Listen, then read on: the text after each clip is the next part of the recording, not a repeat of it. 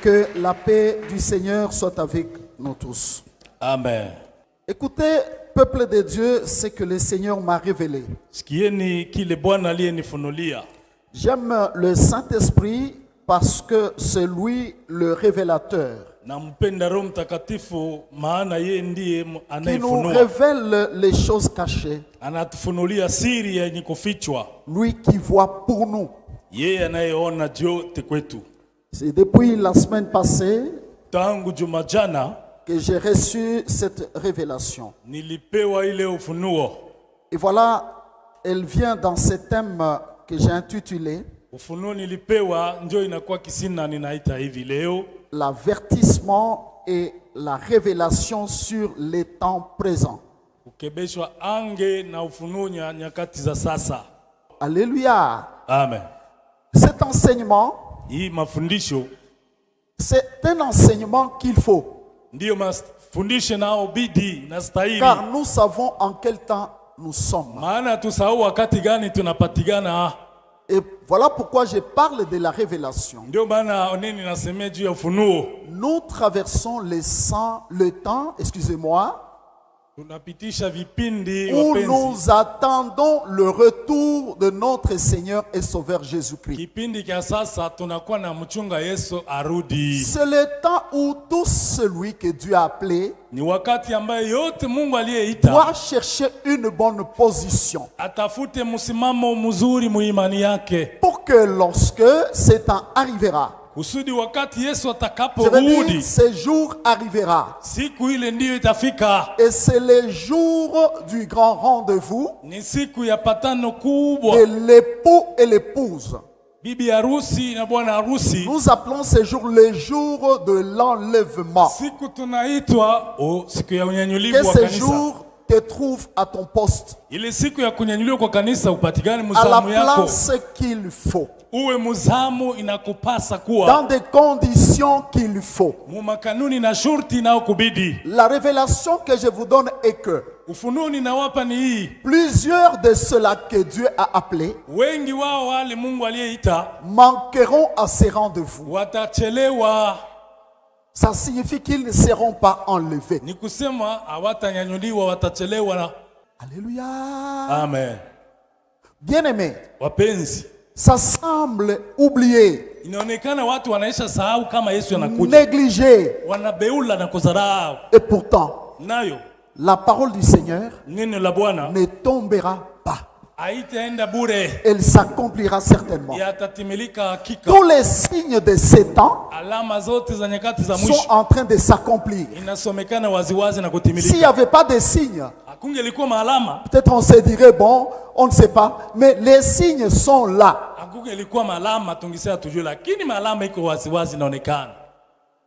Voilà pourquoi je parlerai des signes de ce temps ici et de la préparation de tout celui qui veut bien aller à la rencontre de l'époux, à la rencontre du Seigneur Jésus.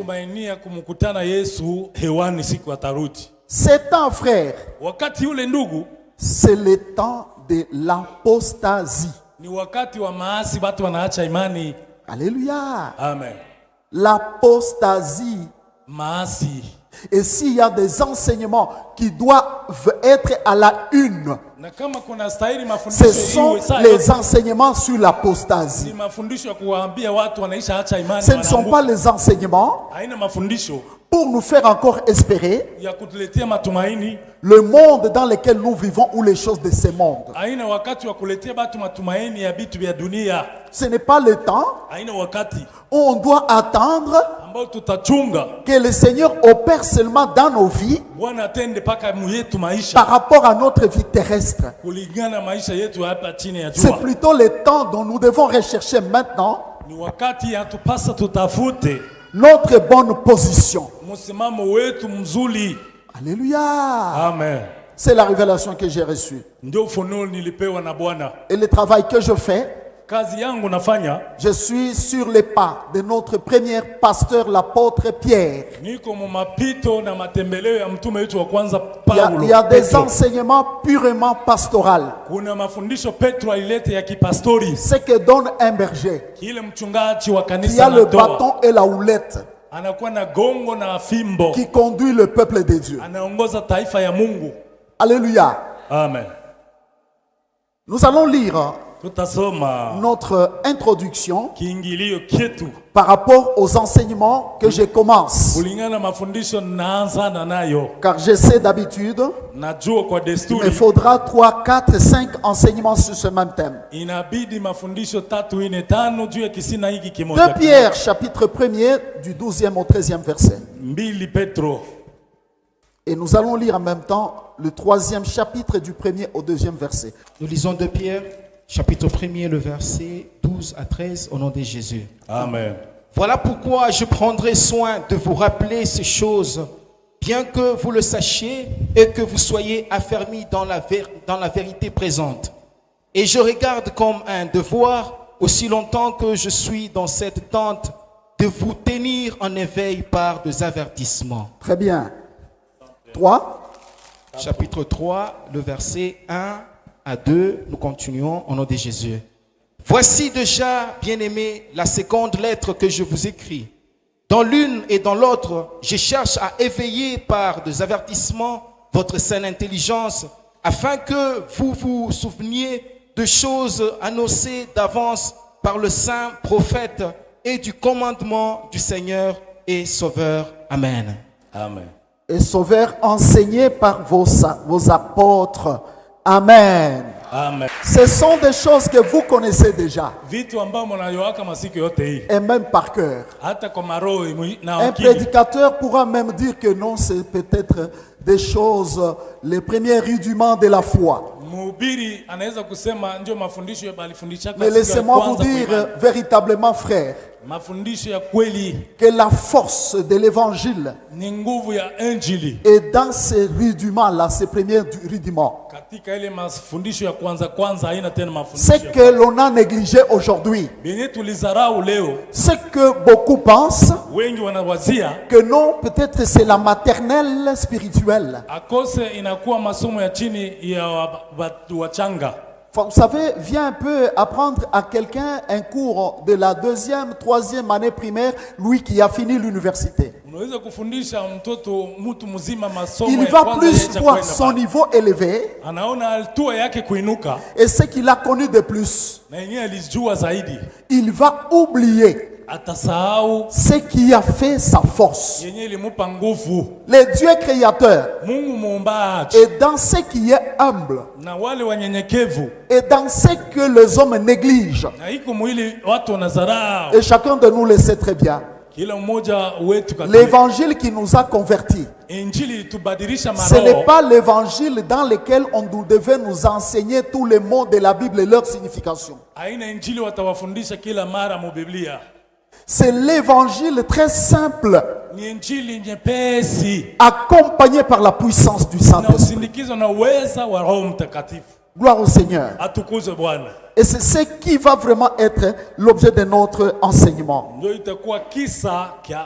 Voyez l'apôtre Pierre qui ramène l'église au point zéro. Il dit que je sais que vous sachez déjà ces choses. Mais moi je prends soin de vous rappeler ces choses.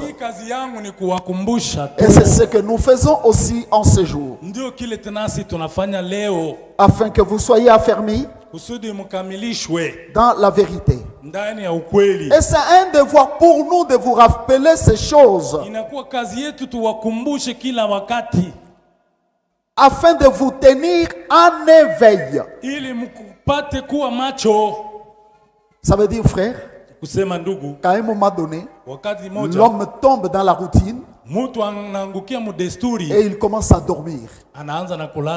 Pour la plupart des chrétiens, ils sont en train de dormir. ce que nous appelons un sommeil spirituel. Ça veut dire ils oublient ce qui doit faire leur force. La force d'une maison est dans son fondement.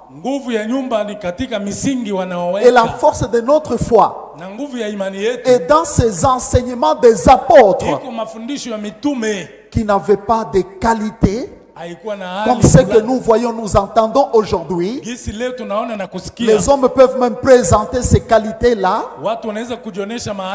Ils n'en avaient pas. Mais ils avaient des qualités spirituelles incroyables. C'est pourquoi le Saint-Esprit les a utilisés puissamment pour nous laisser l'évangile de vie. Gloire au Seigneur Jésus. Amen. L'apôtre a répété cela 2 fois. Toujours, il parle toujours de l'avertissement. Vous avez vous-même entendu la lecture. Et qui peut avertir, frère? Si ce n'est que la sentinelle. Vous voyez? Les gens sont en train de dormir. Mais la sentinelle ne dort pas. Mais s'il y a une sentinelle qui dort, alors il ne joue pas très bien son rôle. Voyez? Ézéchiel parle de la sentinelle qui voit l'épée venir. Et s'il n'avertit pas le peuple, la Bible dit que le sang de ce peuple tombera sur cette sentinelle. Ça, c'est pour tous ceux qui sont appelés serviteurs de Dieu, apôtres, évangélistes, et prophètes, et pasteurs et docteurs. Nous sommes des sentinelles. Un sentinelle ne dort pas.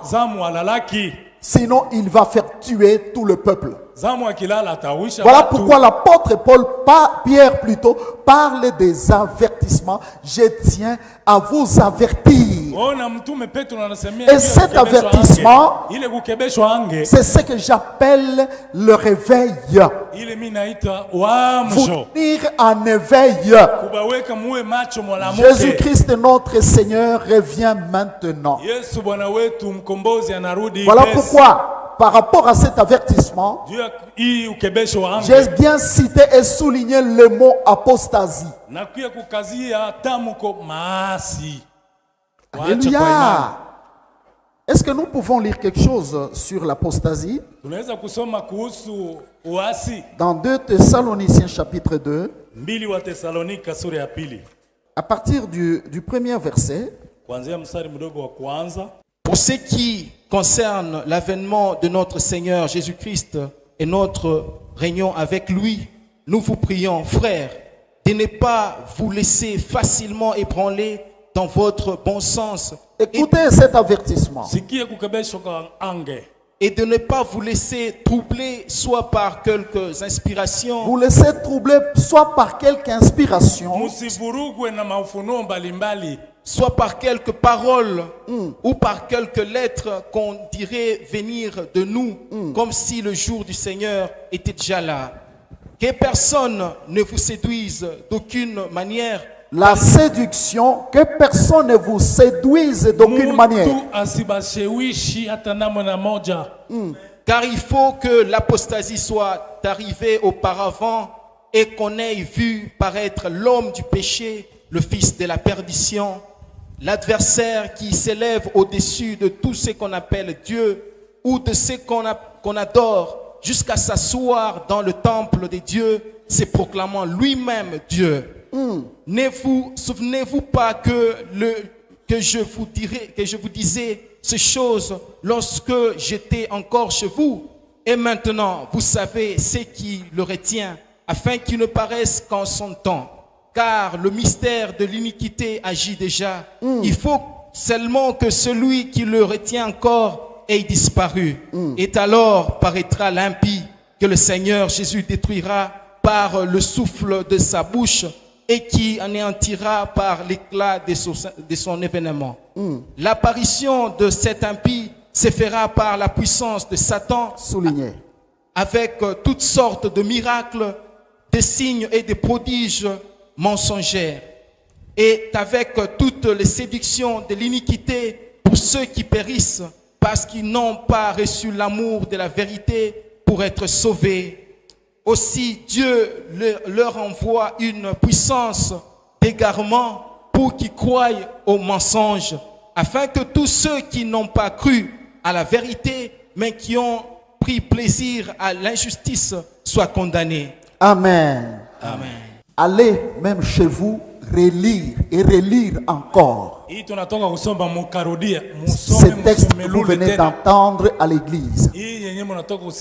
C'est un message très fort pour le temps actuel, pour nous tous.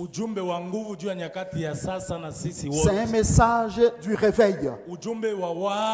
C'est un plus grand avertissement pour tout celui qui aime le royaume de Dieu, pour celui qui attend l'enlèvement. Je bénis Dieu parce qu'il ne nous cache rien. Je bénis Dieu parce qu'il nous révèle tout. Ce n'est pas le temps de passer son temps à faire du n'importe quoi. C'est le temps de chercher à comprendre et, comme je l'ai dit, à bien se positionner par rapport à sa foi. Gloire au Seigneur Jésus. Voyez comment Dieu nous révèle par sa parole. Alléluia. Amen.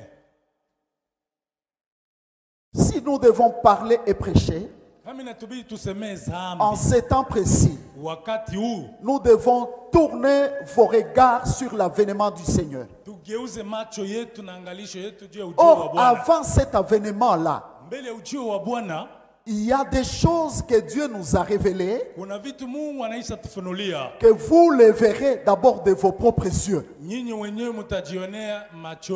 Et il nous met en garde pour ne pas tomber dans ces péchés, dans cette ruse de Satan.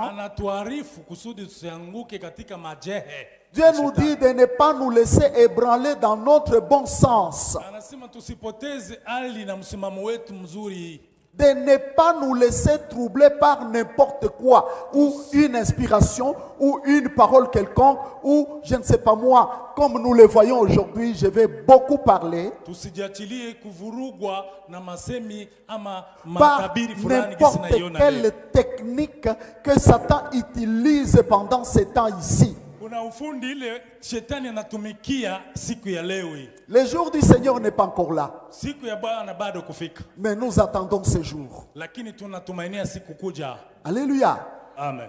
Mais la parole nous révèle qu'avant le jour du Seigneur, il faut d'abord que l'apostasie arrive. Mais moi, je vous dis aujourd'hui que l'apostasie est déjà là. L'apostasie a déjà atteint son apogée. L'apostasie a déjà est en train d'avaler déjà la vérité. En fait, par définition, ce mot apostasie signifie l'abandon de la vérité, d'une vraie religion, d'une véritable doctrine. Donc l'apostasie vient, on dirait, changer l'ordre. La vérité peut, l'apostasie peut te détacher de la vérité et t'amener dans les mensonges. L'apostasie peut te faire croire à ce qui est faux et tu crois que c'est ça la vérité. L'apostasie. Vous voyez? C'est ce que je peux appeler même une défection. Une défection. C'est ça l'apostasie. Alléluia. Amen. Pour vous choquer, je vais vous dire. Et je le dis, j'engage le Saint-Esprit. Par celui qui me parle. Actuellement, pendant que je vous parle, il y a très peu de véritables serviteurs de Dieu. Et il y a très peu de chrétiens. Les chrétiens véritables, ils sont très peu. Beaucoup ont déjà abandonné la vérité pour suivre Satan. Beaucoup sont dans le dérèglement. Gloire au Seigneur. Amen. Gloire au Seigneur Jésus. Amen. Alléluia. Amen. C'est l'avertissement et la révélation sur les temps actuels, je répète.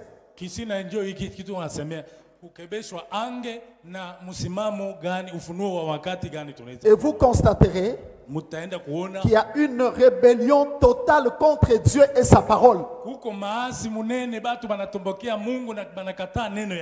La parole telle que les apôtres nous l'ont enseignée, nous l'ont laissée. Cette foi, cette doctrine de Christ, elle n'est plus la même. Elle n'est plus la même. Que Dieu vous bénisse. Voilà pourquoi le Seigneur avait déjà donné cet avertissement. Et dans les textes, le long texte que nous venons de lire, le Seigneur nous parle et nous avertit que personne ne vous séduise d'aucune manière. L'apostasie est réelle. Elle est déjà là.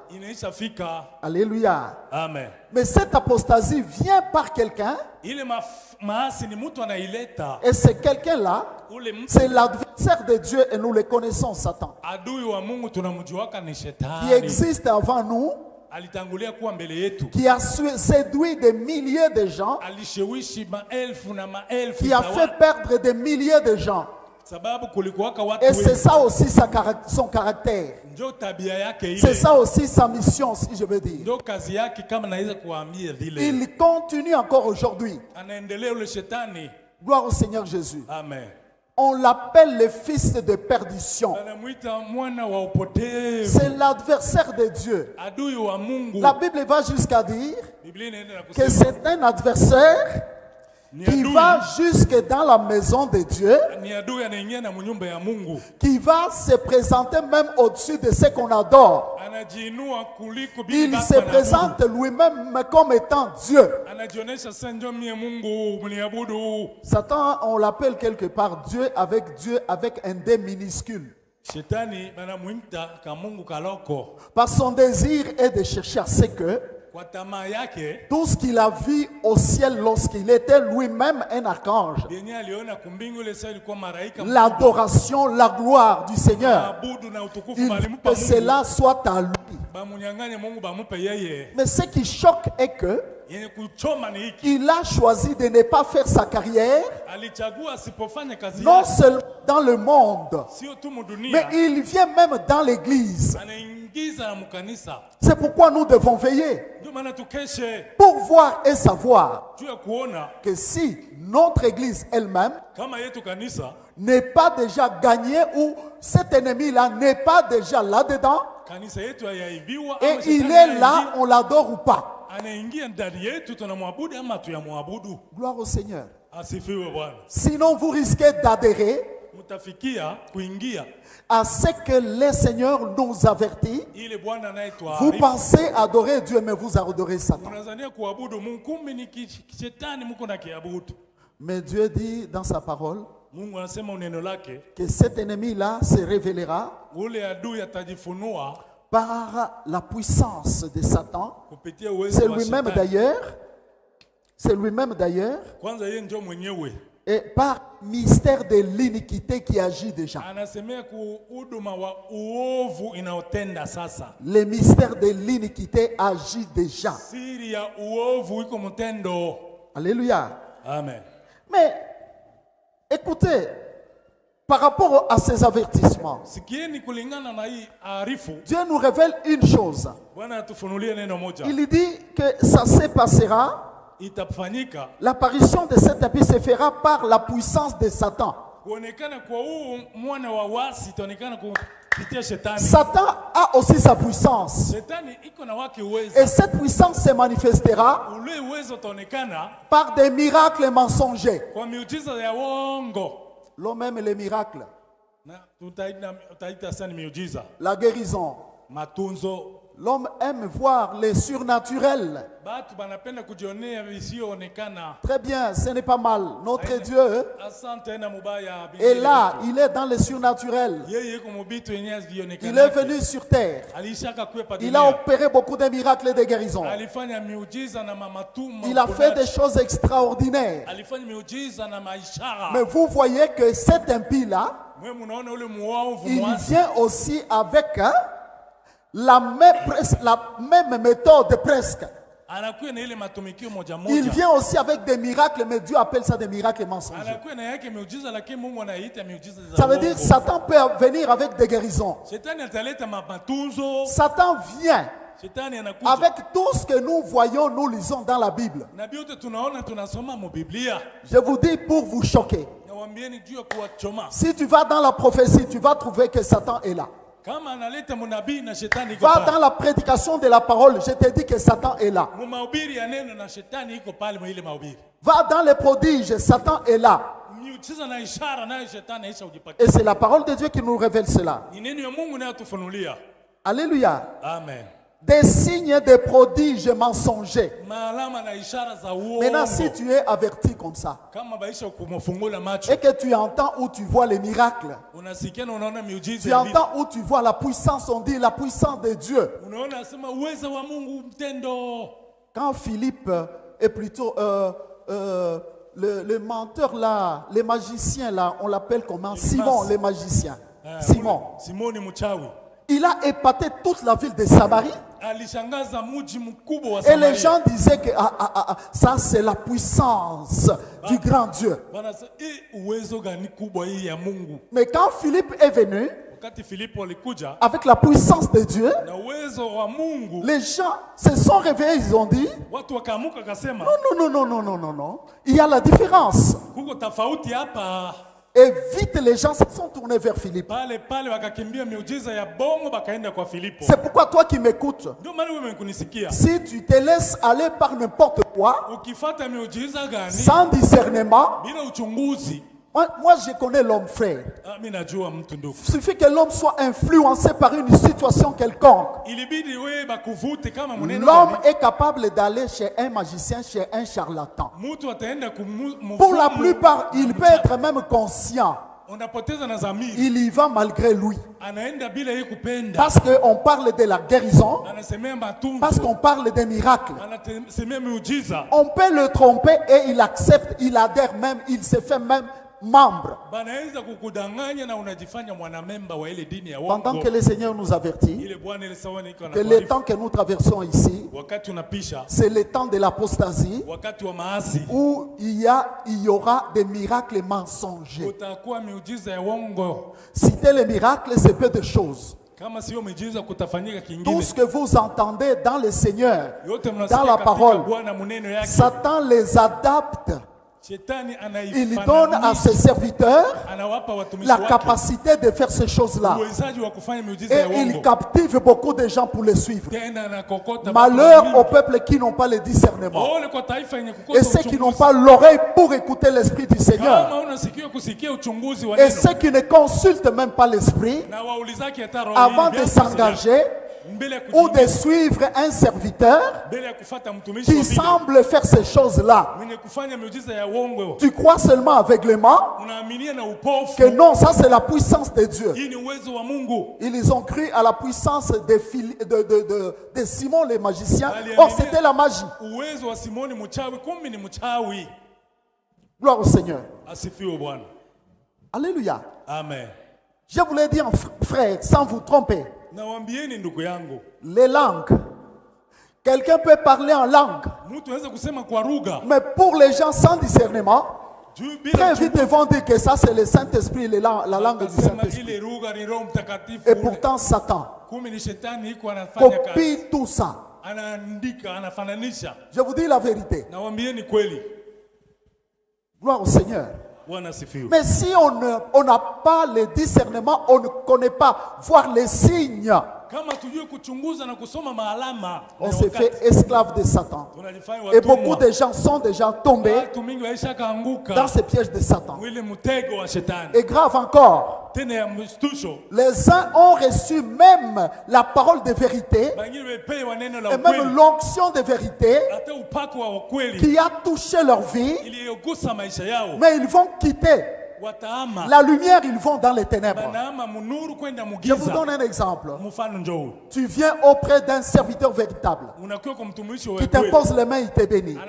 Tu vas vers un faux serviteur, il t'impose aussi les mains.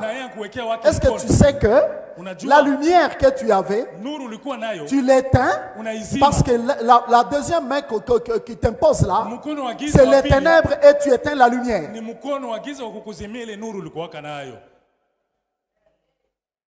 Gloire au Seigneur Jésus. Amen. C'est ça les temps d'apostasie. Et avec toutes les séductions de l'iniquité pour ceux qui périssent parce qu'ils n'ont pas reçu l'amour de la vérité pour être sauvés.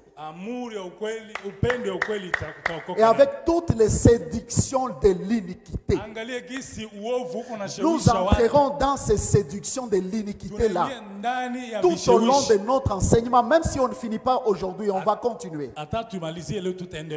Il y a des séductions de l'iniquité. Toutes ces sortes de séductions-là, il y en a actuellement. Et je vais vous dire même que parfois ce n'est pas loin de vous. Alléluia. Amen. Parce que pour ces gens-là, ils n'ont pas reçu l'amour de la vérité afin d'être sauvés. L'amour de Dieu est là, la volonté de Dieu est là. Dieu veut que tous les hommes soient sauvés. D'abord, regardez le mouvement de beaucoup de gens. Quand Dieu t'appelle, ça veut dire qu'il est quelque part et il t'appelle quelque part. N'est-ce pas? Alléluia. Mais comment est-ce que quelqu'un peut abandonner les lieux là où Dieu l'a appelé? Il va chercher son lieu à lui. L'inspiration que le docteur Jeff a reçue ici. Vous avez entendu les textes avec lesquels il a introduit les cultes. N'abandonnons point notre assemblée. Comme c'est la coutume de quelques-uns. Vous l'avez entendu ou pas? Peut-être beaucoup sont venus en retard. Est-ce que vous allez dire que c'est Jeff qui a donné ce texte? Ou c'est parce qu'il est inspiré par l'Esprit et c'est l'Esprit qui a parlé par lui?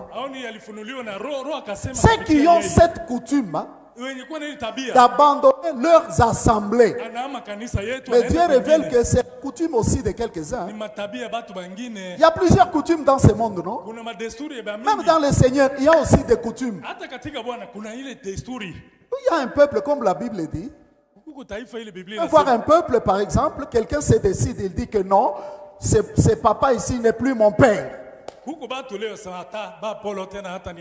Il peut peut-être justifier ça par ce qu'il veut lui-même. Est-ce que c'est là ou plutôt c'est une ruse et un mensonge? Et d'ailleurs dans le Seigneur, je l'avais dit, je le répète, quand Dieu appelle quelqu'un, comme j'ai donné l'exemple de Samuel, Dieu l'a appelé avec la voix de son père. Il entendait la voix de son père et c'est là qu'il allait. Et c'est là qu'il a eu la révélation pour qu'il soit connecté à Dieu. Il n'a pas entendu deux voix, il a entendu une seule voix. Oui, et Dieu a enseigné à Samuel comment il procède pour appeler quelqu'un. Et quelqu'un va suivre une autre voie. Cependant, Jésus a dit, je suis le bon berger. Mes brebis entendent quoi? Ma voix. Et elles me suivent.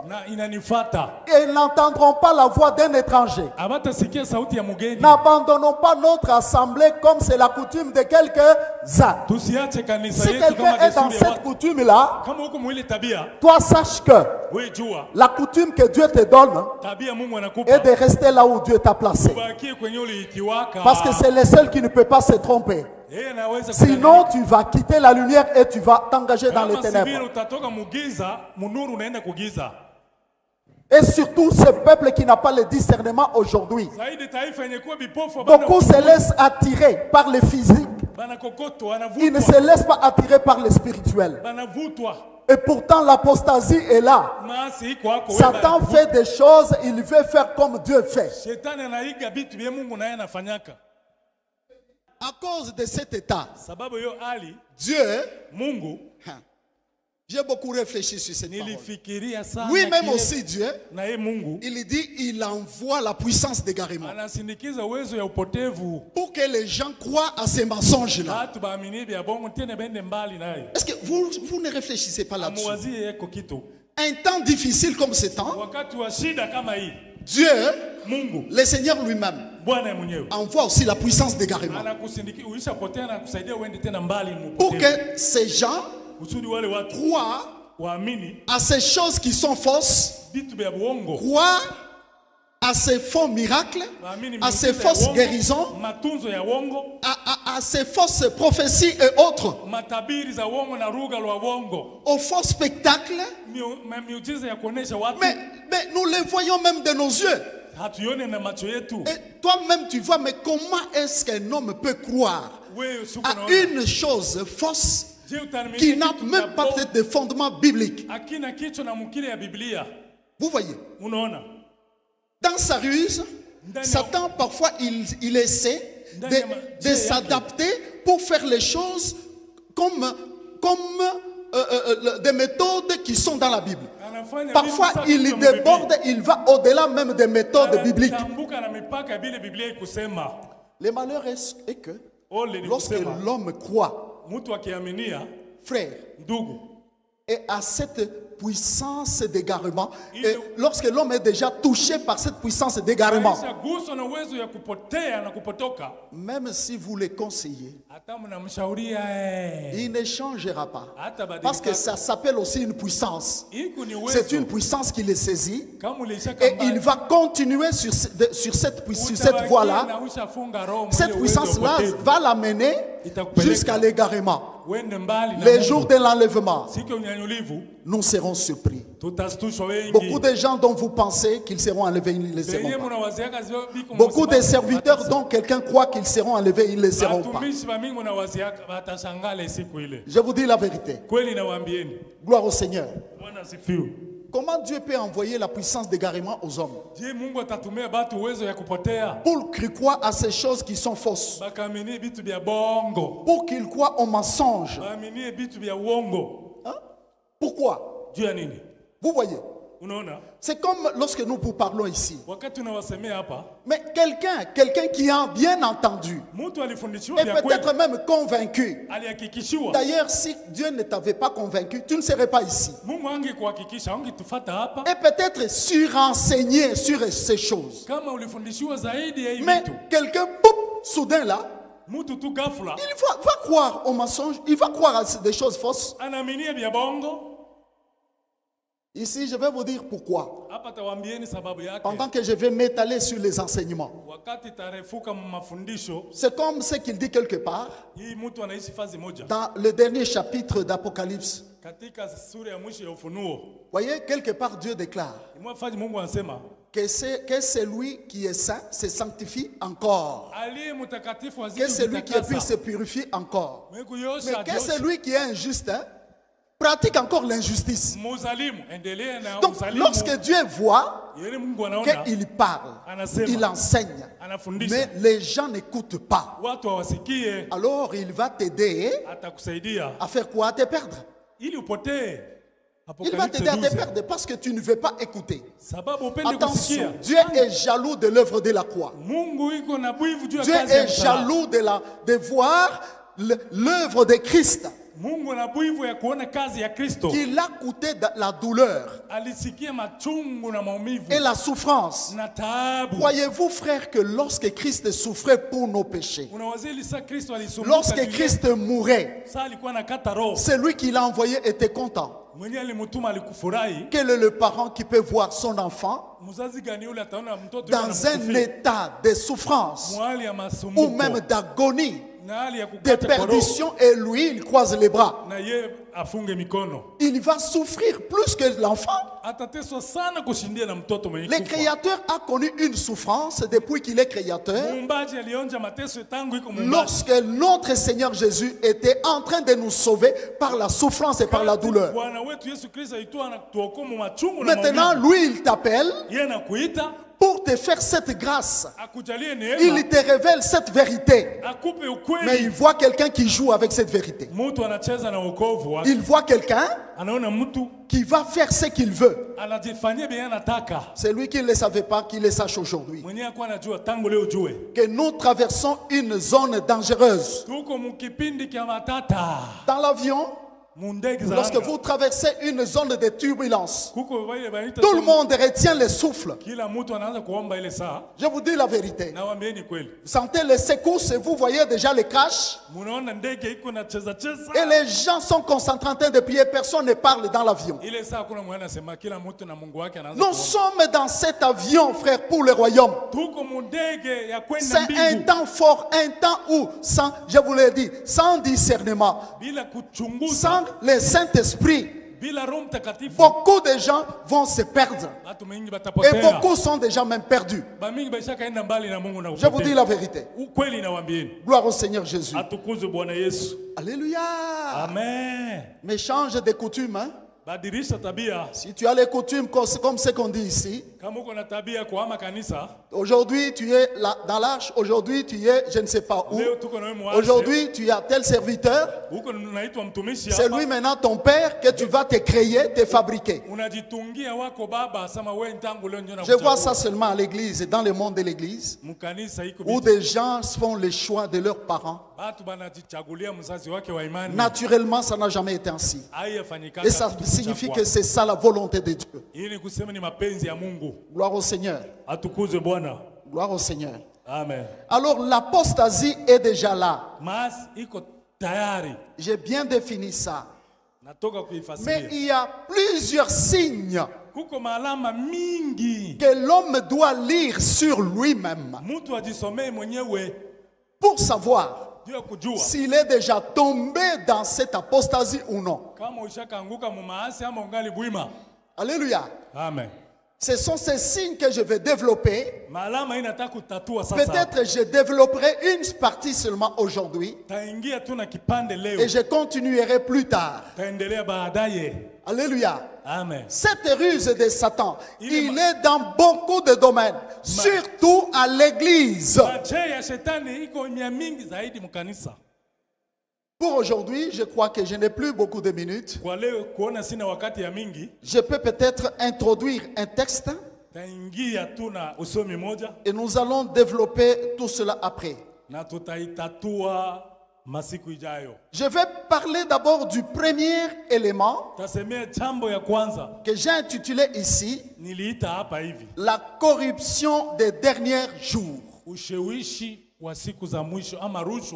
Et vous verrez même dans vos Bibles, c'est écrit l'en-tête là-bas, 2 Timothée, chapitre 3. La corruption des derniers jours. Il y a la corruption dans les vies de beaucoup de ceux-là qui se disent enfants de Dieu. Et par rapport à ce point, à ce premier élément que je cite, bien aimé, vous apprendrez beaucoup de choses. C'est un péché qui est dans les caractères. Je vais enseigner sur le problème caractériel. Parce que le péché n'est pas seulement dans ce que l'on pense. On cite toujours impudicité, adultère, ivrognerie. Et quelqu'un peut voir un ivrogne, un adultère, il est juge, mais lui-même il croit être saint et pur. Et pourtant, dans son caractère, il y a la corruption. Alléluia. Amen. Il y a la corruption. Vous voyez, frère, pendant les 5 minutes qui nous restent, on m'a signalé, lisons seulement 2 Timothée, chapitre 3, du 1er au 7e verset. Et je vous donnerai le devoir d'aller lire à la maison, mais lorsqu'on reviendra prochainement, nous entrerons en détail avec la révélation. Suivons la lecture.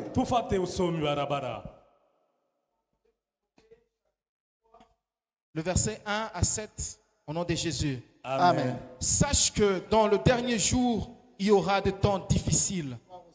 Car les hommes seront égoïstes, amis de l'argent, fanfarons, hautains, blasphémateurs, rebelles à leurs parents, ingrats, irréligieux, insensibles, déloyaux, calomniateurs, intempérants, cruels, ennemis de gens de bien, traîtres, emportés, enflés d'orgueil, aimant le plaisir plus que Dieu, ayant l'apparence de la piété, mais régnant ce qui en fait la force. Éloigne-toi de ces hommes-là. Il en est parmi eux qui s'introduisent dans les maisons et qui captivent de femmes d'un esprit faible et borné, chargés de péché, agités par de passions de toute espèce, apprenant toujours et ne pouvant jamais arriver à la connaissance de la vérité. Amen. Acclamons la parole du Seigneur. Alléluia. Gloire au Seigneur. Amen. La Bible dit très clairement que dans les derniers temps, si quelqu'un ne le savait pas, les temps que nous traversons, c'est ça, les derniers temps. Alléluia. Amen. Et la Bible dit qu'il y aura des temps, quoi? Comment? Difficiles. Ce n'est pas les temps faciles, les temps actuels. C'est les temps difficiles. Pourquoi difficile? Ouais, pourquoi difficile? Difficile parce que Satan vient travailler à un niveau où l'homme ne s'attend pas, où l'homme oublie. C'est ce que j'ai appelé, il vient travailler maintenant dans le caractère d'un homme. Il vient changer ou transformer ou enlever les caractères de Christ. Les caractères du Saint-Esprit. Mais il sème son caractère en lui. Et c'est par tous ces 18 éléments que nous venons de lire. Et ces éléments que nous venons de lire, je vous l'ai dit et en vérité, c'est ça même les signes ou la marque du diable dans la vie de beaucoup d'enfants de Dieu. Quelqu'un peut se dire chrétien, il vient à l'église, il sert même Dieu. Il peut même être à l'église, il sert Dieu, il fait même des choses, les gens s'étonnent. Mais avec ces caractères-là en lui ou sur lui, Satan sera tranquille. Il va les laisser tranquilles. Il peut même sauter, il dit Alléluia, recevez, vous dites même nous recevons. Mais il sait qu'il a déjà sémé sa semence dans cette personne-là. Et tout ce qu'il attend, c'est le récolter. Nous traversons un temps difficile. Soulignez bien ça. Quand Dieu dit difficile, c'est réellement difficile. Et c'est lui qui ne fait pas attention, bien aimé, il se laissera emporter par le diable. Voilà pourquoi je vous ai toujours dit que selon l'appel que Dieu m'a adressé, je travaille plus dans les caractères Parce que c'est là où l'homme peut être réellement transformé et il devient un véritable enfant de Dieu. Et non pas travailler l'extérieur pour laisser espérer aux hommes peut-être les biens de ce monde pour dire que Dieu est capable de vous donner, par exemple, les maisons, l'argent. Oh, tu vas te marier et tout le monde amen. Frère, ce sont des choses très bas. Vous croyez que si Adam vient ici, Adam est dans cette salle, quelqu'un se lève, il dit que tu auras les mariages au nom de Jésus, et il dit que non, prie. Il va te dire que je n'ai jamais prié quand Dieu m'a donné Ève. Et deux avec Ève, s'ils sont dans la salle ici, ils vont dire qu'on n'avait pas prié. Le Créateur lui-même nous a donné. Mais comment tu vas prier pour les choses que Dieu donne par sa volonté? La terre tout entière et tout ce qu'il y a dans ce monde, la Bible dit Dieu les a donnés aux fils des hommes. Pour cultiver les champs et avoir les maïs, avoir les légumes que tu manges, tu dois prier. Il y a quelqu'un qui prie. Mais tu sais qu'il y a déjà des lois et des règles que Dieu a établies. Il y a un temps où je dois faire mon labour, je sème et Dieu lui-même va arroser sans lui demander d'arroser. Il va arroser jusqu'au fruit. Moi, tout ce que je vais faire, c'est récolter. Je dois prier pour ça ou je dois seulement cultiver et me mettre dans ces règles-là. C'est pratiquer cette loi et ça suffit. Si Dieu a appelé l'église, c'est pour le salut. C'est pour la vie éternelle. C'est pour le royaume. Ici, nous apprenons.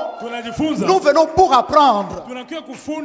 Pour comment nous devons être positionnés, comme je l'ai dit. Avoir un caractère qui doit nous permettre que lorsqu'il appellera les siens, lorsque la trompette sonnera, quel que soit l'endroit où je me trouve, je me rends compte que je commence à monter. Avec un cantique dont on ne me demandera pas de chanter. En train de chanter au Seigneur, je dis merci Seigneur parce que tu m'as racheté. Parce que j'ai quitté la terre. Les lieux difficiles. Difficiles à vivre. Voyez combien de gens ont difficile à garder la vérité en eux. Difficile à obéir aux lois et aux instructions du Seigneur. Dans les derniers temps, ces temps ici, la prophétie est là. Il y aura, maintenant on ne dit pas il y aura, mais il y a les temps difficiles. C'est les temps difficiles où Dieu a donné d'abord le premier signe que j'ai lu. Ça, ce n'est que le premier point. Il y a un deuxième point, un troisième. Peut-être il y aura un quatrième par lequel nous apprendrons comment devons-nous nous comporter, quelle position nous devons avoir pour attendre celui qui vient du haut des cieux. Jésus revient. Je vous le répète, ça c'est notre mission, d'annoncer au monde que Jésus revient. Et ces jours-là, ces rendez-vous, beaucoup ne l'attendent pas. Regarde beaucoup de chrétiens. Qu'est-ce qu'ils attendent à Dieu? Qu'il me donne quoi? L'argent? Le travail? Qu'il me donne quoi? Hein? Beaucoup demandent même des choses que Dieu a déjà données. Et beaucoup ont difficile à comprendre même la parole que Christ a donnée. Ne vous inquiétez pas pour votre vie. C'est quelle vie? La vie de la terre ici. Cette vie, il a dit on ne doit pas s'inquiéter. Manger, s'habiller, l'argent, même les mariages, toutes ces choses. Il a dit que ça ne doit pas faire l'objet de votre inquiétude. Voyez? Et qu'est-ce qu'il dit? Vous cherchez premièrement le royaume de la justice de Dieu. L'évangile qui vous amène à la justice, à la droiture, à la pureté. C'est le véritable évangile. L'évangile que les hommes n'acclament pas. L'évangile dont les gens ne sentent pas que non. Ici on nous a parlé. Non. Les cœurs des hommes, ils pensent, sortent que lorsqu'on leur parle des choses de la terre. C'est là où je comprends, frère, que oui, Satan a travaillé. Cherchez les royaumes, les choses du royaume. Pas les royaumes de ce monde. Les royaumes des impurs et des impurs. Mais les royaumes des cieux. Là où on vivra, frère, sans qu'il y ait de l'injustice, sans qu'il y ait la corruption, sans qu'il y ait le mensonge, sans qu'il y ait la haine, sans qu'il y ait la douleur, sans qu'il y ait la souffrance. Hein?